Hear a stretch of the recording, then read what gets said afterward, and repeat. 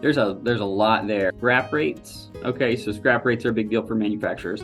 We generally knew our overall scrap, right? Just in terms of like, well, we know how much weight of steel is going out of the door in the scrap drum, but we really don't know where it's coming from exactly and who it's coming from exactly. We started working with, OmegaCube. There's an ability to mark items as scrap or quality hold and that kind of a thing. And so we started doing that with where the system would print a QA tag or a scrap tag, and then it's per operator per item scrap rate, which is incredible and really, really helpful. So we actually cut our scrap rate down 10 times. Our scrap used to be 1% it's down to 0.1%. Credit goes to OmegaCube. We also got our quality assurance manager involved in using the system, right? Understanding the reporting, using the system, watching that kind of a thing, and then really being able to leverage that to go solve problems specifically, either particular operators or particular workstations or particular product lines. So that's one in particular example.